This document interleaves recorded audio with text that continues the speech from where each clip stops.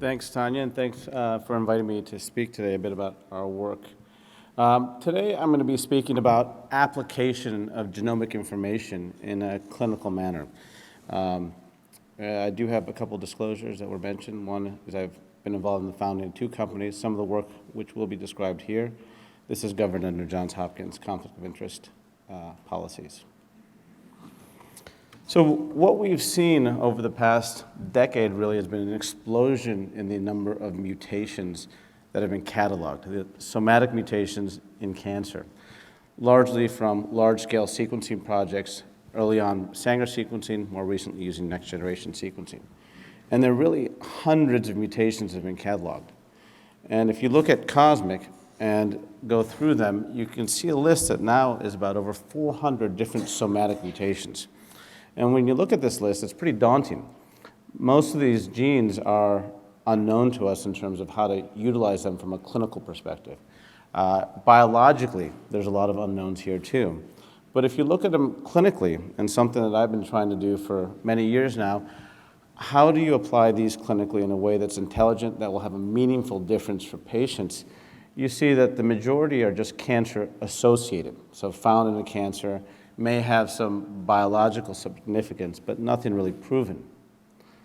A larger chunk have been shown to be prognostic, so involved in lengthening survival or shortening survival in the presence of this mutation. And then a small subset are predictive, so related to a therapy, either conferring resistance to that therapy or predicting response to a certain therapy. Now, this data spans human data and preclinical data and cell line data. I can tell you that the human data, the numbers are predominantly cancer associated, and very few actually are predictive or prognostic. So when we look at this genomic information, how can we apply it clinically? How can we make it valuable to patients? Well, there's been a lot of work on predictive biomarkers, biomarkers that are paired with the therapy. In fact, the hope would be that the therapy would improve survival. What we're realizing is as we target individual pathways, we're developing resistance fairly quickly.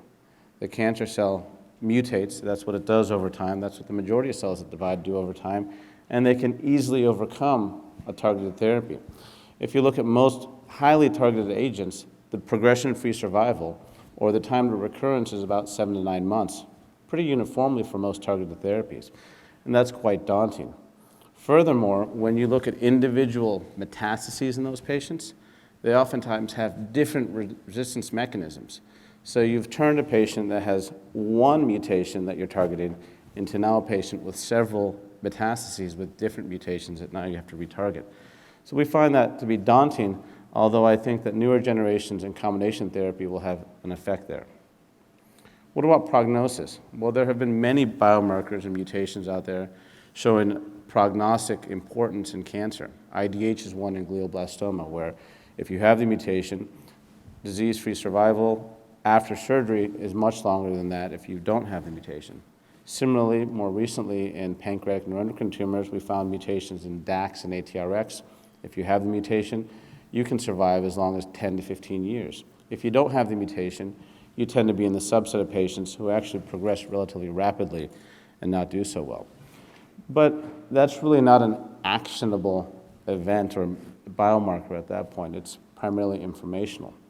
So are there other things that we can do with these mutations that may have an impact either on clinical care or further applications? One thing I won't touch upon, but I think is in the future, is using mutations as immune antigens.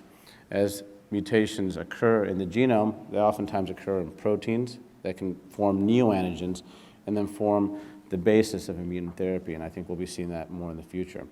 But what I'm going to be focusing on a bit is using them as dynamic biomarkers. And some of the early work that we did, really about 5-6 years ago, was looking at cell-free DNA.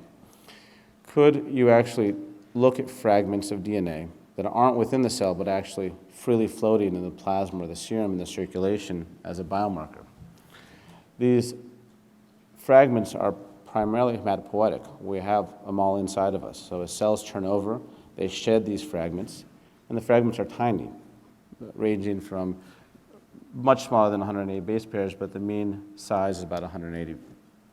And the number of fragments or genome equivalents in our plasma ranges anywhere from about 2,000 to about 12,000. And the range between individuals can be because of disease state. It can be because someone went out and exercised and caused more injury. So after a marathon, we see an increase in cell-free DNA from all cells in the body. After surgery, you see an increase or a release of cell-free DNA, again, probably because of the stress of the surgery and necrosis that occurs during that time. And like I said, there's very big fluctuations with trauma and surgery. But we're not just interested in the cell-free DNA, we're interested in the cell-free DNA that comes from the tumor. So if you look at the total fraction of cell-free DNA, a fraction is from normal cells and a fraction is from tumor. And nature's given us a way to differentiate those. The wild-type DNA in that fraction will come from normal cells, and the mutant fraction of that DNA will say comes from the tumor. And that really forms the basis of how we define mutations. Mutations are discovered based on sequencing cancer or precancerous cells or tissue and comparing that to normal cells. And mutations are defined by only being present in this tissue. So therefore, if we have strategies for looking at the fraction of mutations in the cell-free DNA, we can not only identify fragments in the circulation, but we can potentially quantify them in order for monitoring. Traditional methodologies, though, have been very poor at detecting cell-free DNA. Sanger sequencing, pyrosequencing, even real-time PCR have been ineffective because that fraction tends to be less than 1%. So the error rate of most of these methodologies is well above 1%, and therefore you can't even see these mutations, or when you do, you don't know if they're real or if they're not real. So in our group, we developed an approach called beaming. And beaming was an emulsion-based PCR approach where we looked at a region of interest, let's say KRAS, amplified it after extracting DNA from plasma, and then created an emulsion of oil, water, and the water was actually PCR buffer, along with a bead with a linker. And when we amplified that DNA, we also put linkers on either side so that when you mixed it, the individual fragment of DNA would link to a bead. And we created an emulsion and a ratio of all these reagents so there on average would be a bubble that formed, and there would be one magnetic bead per bubble. Then we applied PCR to the entire solution, and if there was one fragment of DNA in that bubble, it would coat the entire bead. So here we would have either a wild-type or mutant bead after we performed allele-specific hybridization when we popped that bubble.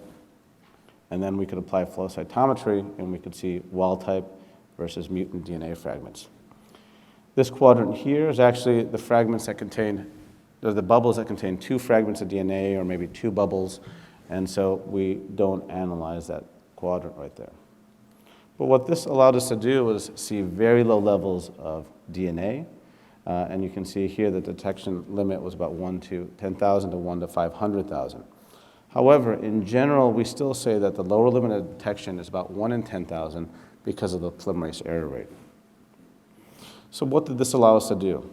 Well, we performed a number of studies, ideally for proof of principle. We wanted to see if we could actually apply this to clinical settings, and this is just an example where we took patients undergoing surgery, took their tumor, and sequenced for well-known mutations in that tumor. In this case, it was colon cancer, and we found an APC mutation. And then we created a personalized beaming reaction for that individual mutation. But as you can imagine, this is fairly time-consuming. You actually have to not only identify the mutation first, but you have to create a personalized biomarker for that patient. Interestingly, though, we could see with very high resolution some very important clinical aspects. So this is a patient before surgery, and we found the APC mutation, and it was about 13.4% of the fragments of DNA in the circulation. So the patient was going to undergo curative resection with the hopes of being disease-free after the surgery. One day after surgery, we got a tube of blood, and we analyzed it for this APC mutation, and we found a few fragments. At this point, I can tell you that most surgeons say, oh, we got it all. This is probably not the case. Then the patient came back for a CT scan, which was negative, but we got a tube of blood at that time, and we saw an increase in the amount of circulating tumor DNA. And then at day 244, finally the CT scan became positive with a recurrence, and we saw a concomitant increase in the circulating tumor DNA level. So allowing us to track what was going on inside the patient from a tumor perspective that was not evident either by the surgeon, because they thought they got it all, or by standard imaging. I can tell you, looking at other protein biomarkers, that they were not this accurate either. So we've done a number of studies looking at a variety of circulating tumor DNA agents and really we've looked at a variety of different structural changes in the genome, cancer genome, amplifications, rearrangements. We've looked at mitochondrial DNA, we've looked at point mutations like I described, and most recently we've looked at aneuploidy. And all this has recently been possible primarily because of next-generation sequencing. The beaming technology is primarily focused on point mutations. We've done some methylation work with it as well, but the drawback there is that you need to know the mutation you're looking for ahead of time. And you need to create a personalized biomarker for that individual mutation or for that individual patient. The problem there is that it's very inefficient, it's time-consuming, and it can be expensive. And what I'm going to talk about next is applying it to situations where you're blinded to the presence of the tumor, where you don't know if a mutation is present or not, so therefore you can't create that personalized biomarker. And what we were very interested in doing is using approaches like this to look at either cell-free DNA or other fluids for mutations for early detection. Because while we think monitoring is important, while we think looking for resistance or tracking for minimal residual disease is important, if we can find cancer early and cure it, that's really going to have the largest impact. Problem is these are very rare events. And we've looked at thousands of plasma samples from cancer patients. And even when we have large volumes, 10, 20 cc's of plasma, the events are very rare. In fact, they're down to the stochastic level, sometimes one fragment of mutant DNA in an early stage patient in 20 cc's of plasma. So it's very challenging. Second thing is you can imagine that you need an approach to scan multiple regions of interest. If you take colon cancer, for instance, you have KRAS, multiple regions there. You have P53, multiple regions there. APC, multiple regions there that you have to analyze. So you need something that you can multiplex to look at one time. And as you can imagine, doing that with the beaming approach would be very challenging. Designing an individual beaming assay for each of those different mutations would be essentially impossible.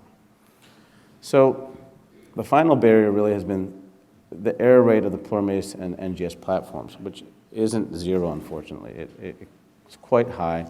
And when we apply it to our sample preparation, this is just to give you an indication that we have our input DNA with our mutation. There's an error rate to the polymerase, either in library prep, and next generation sequencing itself has an error rate. So you don't know if your result is artifact or if it's real. And so what we had to do was come up with a strategy so that we could track the DNA as it went through this entire process so we could determine, is this artifact or is this a real mutation?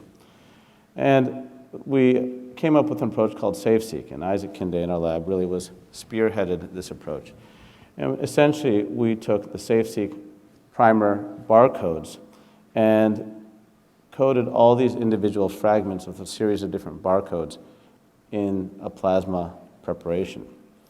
And then we did a low number of PCR cycles, went through next generation sequencing, and at the end we applied really what's called a Luria-Dulbrick analysis, looking for supermutants versus artifact. And if you go back and look at what Luria-Dulbrick did in the 40s and 50s to look for either mutations that were spontaneous versus mutations that were induced, they came up with a very elegant equation to determine whether those mutations pre-existed in a set of DNA, in their case viruses, or in our case, if a mutation pre-existed prior to going through this whole methodology, And what they came up with was that if you had high variability, super mutants, that mutation probably pre-existed prior to whatever selective influence you had applied.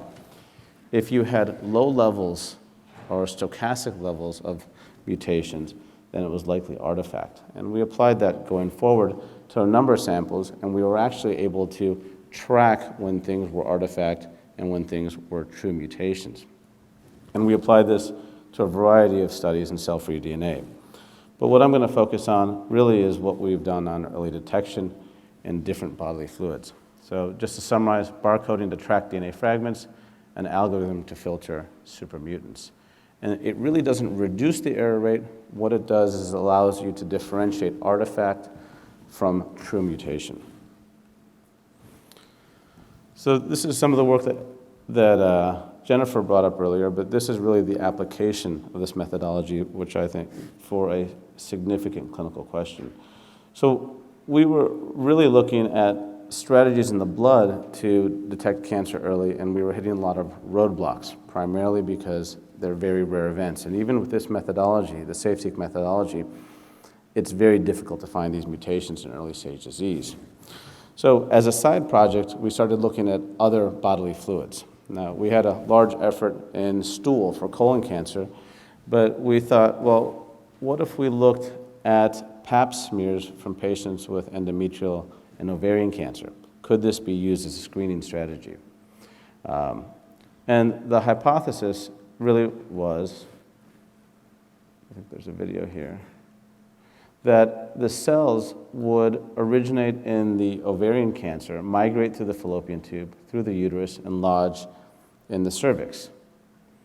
Likewise, cells from endometrial cancers would fall from the endometrium through the uterus and lodge in the cervix, and then through a traditional Pap smear, the same Pap smear that's done millions of times around the world, we would collect these cells, and then using next generation sequencing and the SafeSeq approach, could we detect rare events that are derived from either an ovarian cancer or an endometrial cancer? The first challenge wasn't necessarily technical or obtaining the samples. You can get Pap smears very easily, actually. And there's a lot of excess fluid from these Pap smears. The challenge was that ovarian cancer isn't just one histology. It's a variety of different tumor types. Same with endometrial cancer. But fortunately, because there have been many large-scale sequencing studies in ovarian cancer and endometrial cancer, we had a relatively good idea of the mutation spectra. And P53, P10, PI3 kinase, and ARID1A were mutations that were very common in these tumor types. And actually, when you looked at the overlap, you got the large majority of ovarian cancers if you just targeted these mutations as biomarkers. Same with endometrial cancer. We had an idea of the mutational profile for these cancers or these histologies, and we were able to create a panel of 46 different gene regions to actually capture the majority of endometrial and ovarian cancers. And we used standard Pap smear fluid. So we actually went out and looked at a variety of different clinics and asked for patients that had diagnoses of an unknown ovarian lesion or an unknown endometrial lesion to provide us with a Pap smear sample.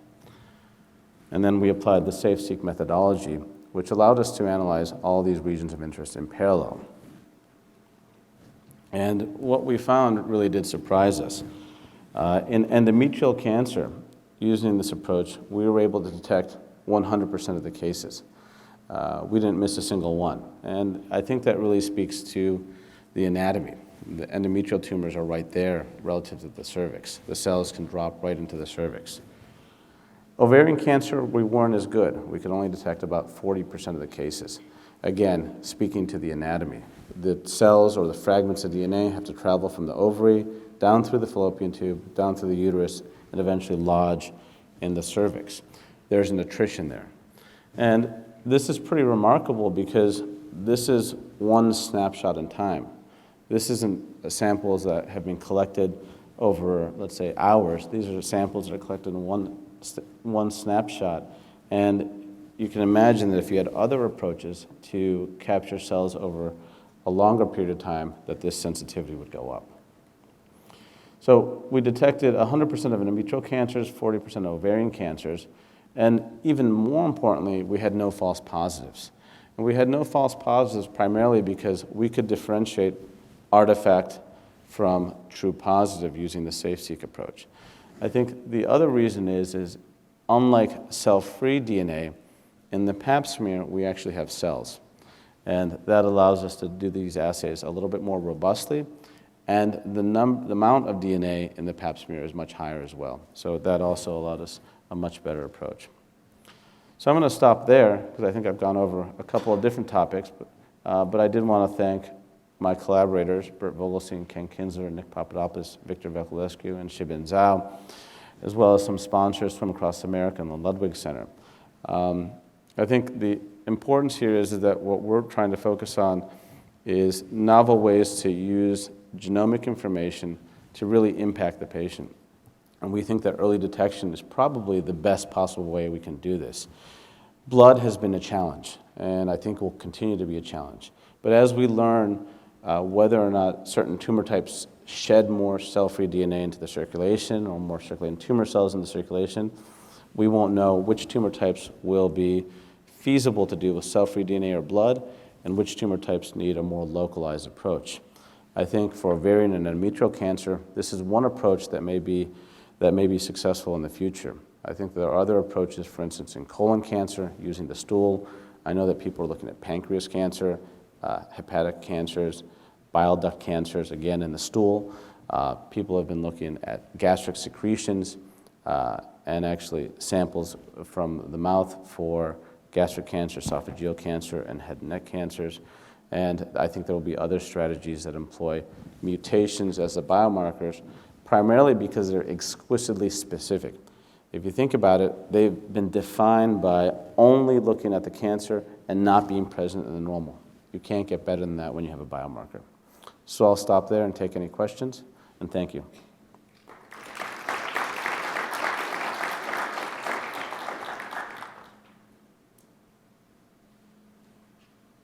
Any questions for Dr. Diaz?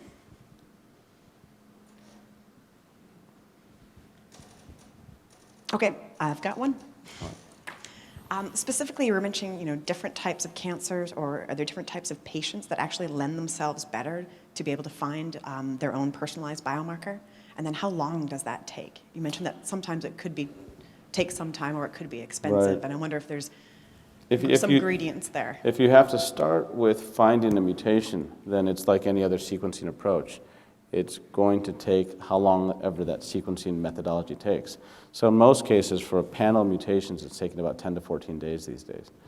But then the second half is creating a personalized biomarker using the beaming approach, which can take, if you have one ready, can take a couple days. If you have to create one, can take about 4 weeks.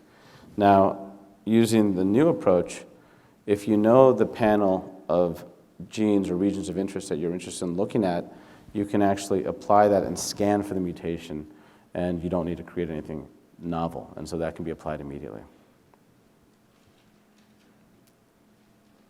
How are the frequencies of the rare alleles related to the frequency of the rare alleles in the tumor and different places of the tumor?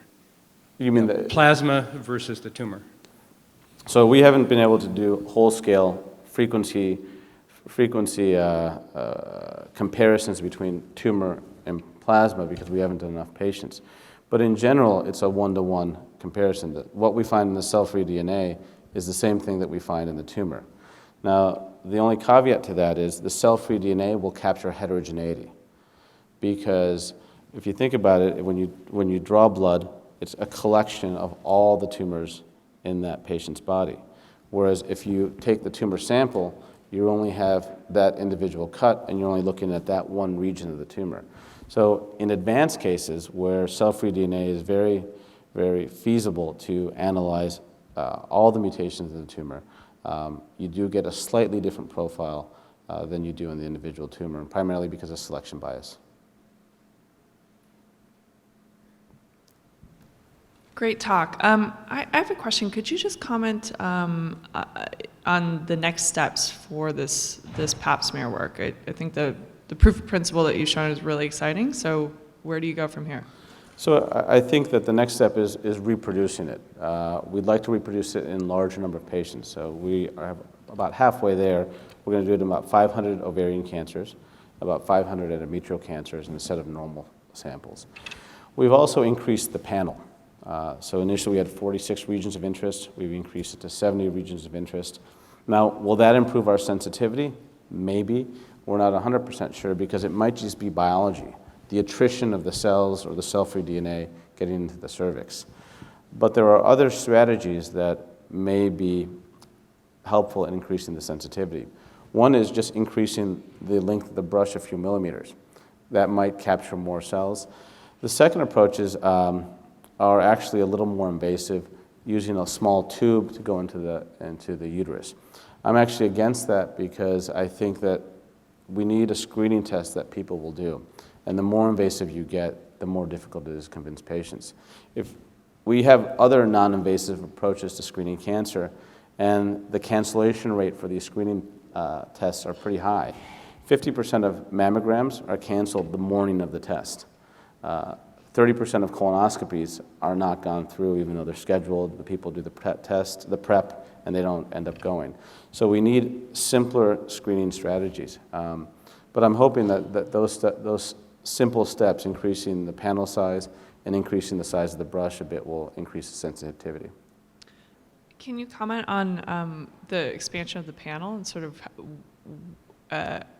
what were the criteria, or what informed that expansion of the panel? Was it work that you've done or public? So for this study, for instance, we picked 7 regions of P53. There are more regions involved, so we're expanding that panel to include larger regions. Same thing, we're just increasing the depth of the panel, so we go from 96% coverage to 99% coverage. Thank you. I have a question about the circulating DNA.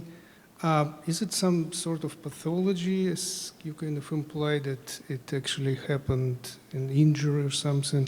And if, let's say, is it the total DNA floating in the blood, or it's some subset? So, for example, if you sequence the whole thing, will you see the whole genome, or how this will affect your analysis? That's a very good question. So just like when you have tumor cellularity in your sequencing tumor tissue, percent tumor in the cell-free DNA is important. If you have cell-free DNA that accounts for 10, 20% of the total DNA, then you can actually perform some very expansive exomic or even whole genome sequencing on that sample. And you can see things like copy number change, you can see things like rearrangements, you can even see aneuploidy. Now, as you reduce the percent tumor in the cell-free DNA, as you go down in stage, you start losing some of that resolution. And the ability to see rearrangements and copy number changes become more challenging. Point mutations are still possible, but targeted approaches right now are the best approaches. I envision a time where sequencing is really cheap and you can sequence very deeply and see things that you cannot see with the current platforms.